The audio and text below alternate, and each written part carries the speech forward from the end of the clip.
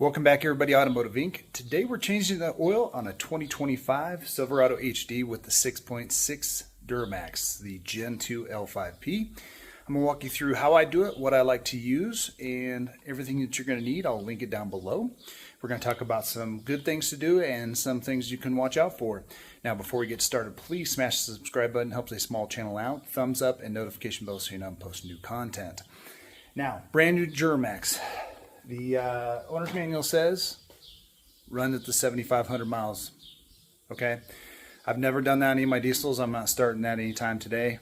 Most of my trucks always are doing double work, and they have two different maintenance schedules in there. Usually one for severe service, so short city driving, lots of towing, etc.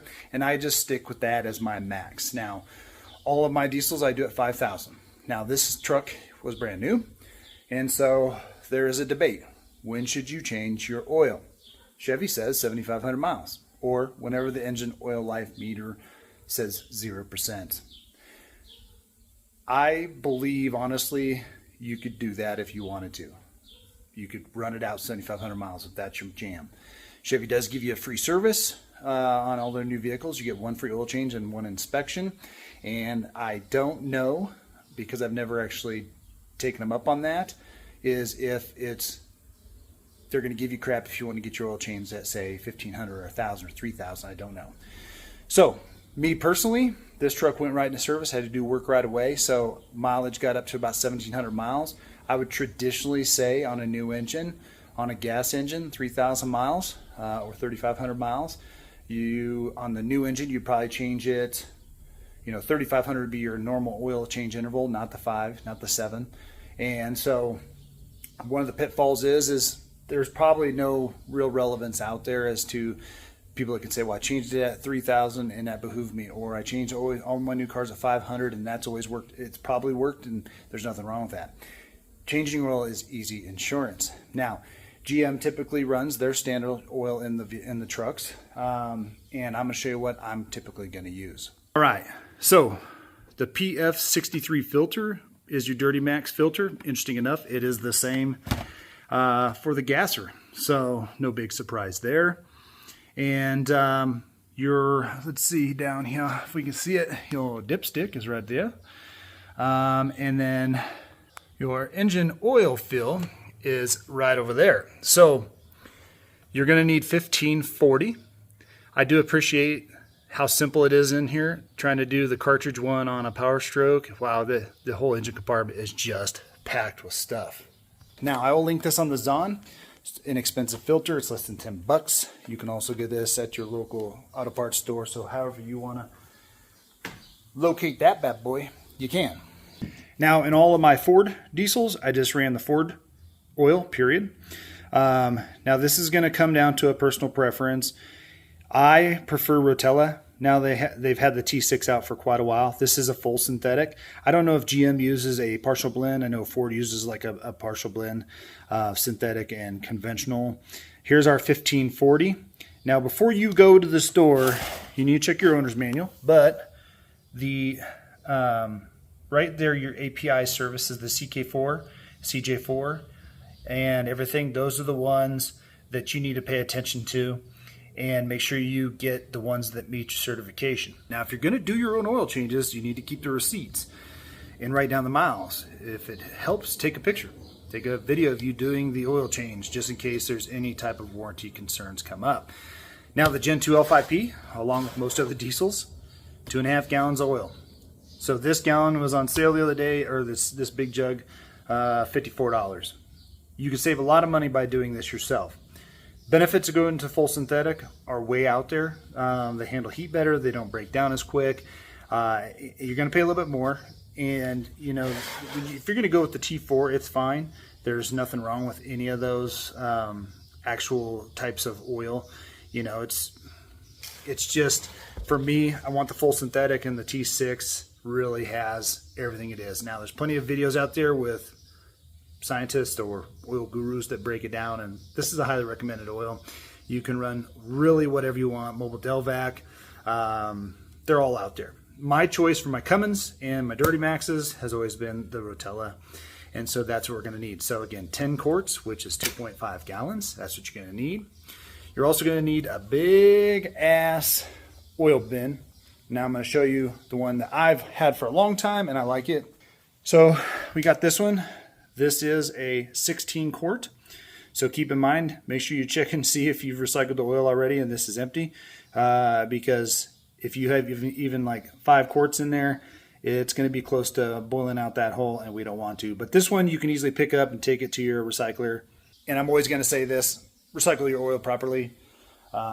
Whether you have your own means of recycling it or you got to take it down to the auto parts store. Some municipalities actually allow you to, they have their own like oil recycling area to do that. So we're going to get underneath the truck and I'm going to show you where the oil filter is and then we're going to show you the rest of the things that you need. All right, so once you get on here, slide your pan underneath it. Now I'm going to tell you guys, it's going to be best if the oil's at least moved around the engine, maybe 5 minutes, so it flows better out of there. But if you've been driving this and you're going to go do an oil change, be careful, that stuff is hot. That is going to be a 15 millimeter oil drain bolt right there. And they have now put a Torx in this one. Interesting. I don't remember seeing that on my my Gen 1 L5P, but maybe so. So if you want to put a Torx in there in lieu of that, you can. And then you'll see once it comes out of here, it's going to be black sludge. And the pan's not even hot, so it's warm to the touch. Then you can set this aside, and once you pull the pan out, then you can actually check, see if you have any filings or anything on there or in there, like pieces of metal. Right up underneath here, this is our oil filter, so that's where we're going to take that off. And we're going to drain this first and cap that so I can move the pan over here because GM puts their filters sideways. So more than likely it's going to do what it always has done on every one of my GM things. It drips down and drips everywhere. So that's going to take just a few minutes to get that drained. A few minutes probably. I'll let it go for 10. Wait till it's basically just dripping out at that point, none. And then I'll come into the engine compartment. I'll pop that actual dipstick out. We'll get that cleaned off.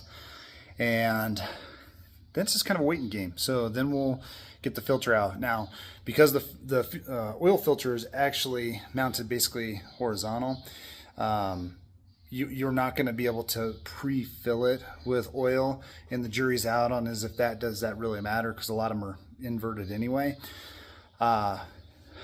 But if you're going to try and put any in there, it's not going to hold much more than a 1/4 cup. Otherwise, it's going to be dumping out while you do that. So we'll get this drained, and then I'm going to show you how I'm going to prep my filter, and we'll get her going. All right, so the oil's done draining out of the pan. That took about 15 minutes. Again, I try and let it get all the way out. Then you're going to move your oil pan over underneath that filter. And in my experience with Duramax, to help yourself not make a huge mess, is to take this off nice and slowly. Again, it's horizontal, so as you start to turn it, it's going to start running out the bottom edge. As long as you have your oil pan there, it's not going to make a mess. After that's done that for a couple minutes, I would back it off even just a little bit more, and then see if you have backed off enough, you can just give a little tilt to the back side of the filter up towards the engine compartment, because that's going to help actually dump a lot of the oil that's going to come out of this. Now that oil cooler right there holds a lot of oil. So once you get that to the point, back it off, and then just remember, try and keep it facing this way as you pull it out so you're not dumping the oil out. Have a good hold on it. Now I'm going to show you a little frame filter wrench that I bought, which will assist in taking these off, because these will seal really well to there and they can be really tight, and there's a lot of stuff underneath there. It's hard to get a slap wrench or a different kind of wrench in there, and I'm not one for damaging this and having the oil come spewing out, so I know a lot of people use water pump pliers and whatnot. So we're going to let that basically get going, and then we're going to take some of the new oil, we're going to wipe it around this ring, this rubber gasket, and get that ready to put back on. But we're going to let that run out for a little bit. It's been draining out of the oil cooler now for, I don't know, about 5-6 minutes. I want to get most of that out, and then we're going to clean up that outer ring right there with some paper towels, some lint-free paper towels if you have them, or you can use a shop rag to get that surface prepared. So we're going to go ahead and put a little bit of oil on this and get it ready to mount up. All right, so as you can see, guys, it's going to drizzle oil for quite a little bit out of there. We're going to see it's kind of dripping out of the center, the mounting post. So some of that's kind of just residual at the bottom. And we're going to get that cleaned up. You can see it's kind of tight in here. So it helps to have this little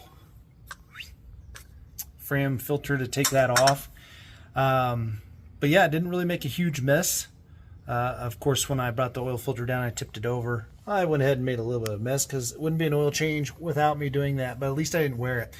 Now, I will warn you, when you're underneath the GM truck, this black wax, greasy coating that they put on the frames to prevent rust, it's very sticky. If you get it on something and you don't pay attention, it will get wherever you don't want it to. So be careful not to bump into it too much while you're underneath there. It is tight, but you don't have to use ramps. I'm 6'2" and 210, so I fit underneath this truck just fine. So now I'm going to get this cleaned up and get the new oil filter mounted, oil filter mounted. All right, so on that oil filter, again, do not use a tool to tighten it. You're going to get it just like old schools. You're going to get hand tight, and then you're going to take both hands and push it about a quarter turn tighter. And then once we fill it up and we fire it up, we'll get underneath there, look for some oil leaks if we have any. And then if it is look like it's a little, so take your paper towel, dry up around the filter, get all the residual off, and then fire it up. Once we get oil in it, let it run. Then you can check your oil, check and make sure you got your drain plug. Don't over tighten that. You don't need to replace any crush ring on it. There's a rubber gasket that's, I think, mounted in the pan.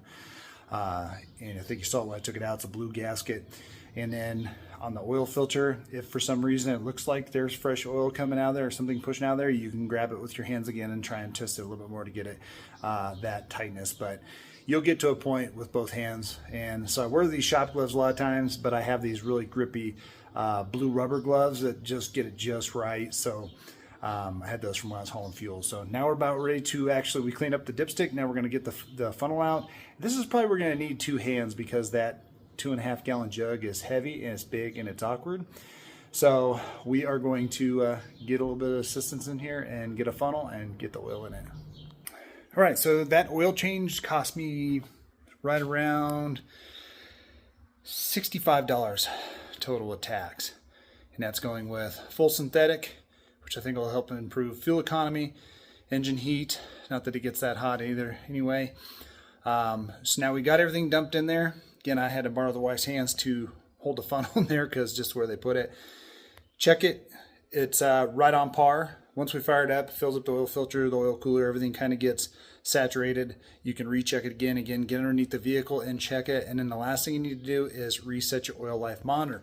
So if you have a lower trim, say a custom or a work truck, it involves you getting in there, turning on to accessory mode, and then pumping the throttle, I think 5 times, or reset the oil life on this one. You can actually just scroll down to the oil screen menu, click enter on the OK button, if you will, and ask if you want to reset that, and definitely write down your mileage. As always, guys, I appreciate you guys being here. I'm going to catch you on the next one.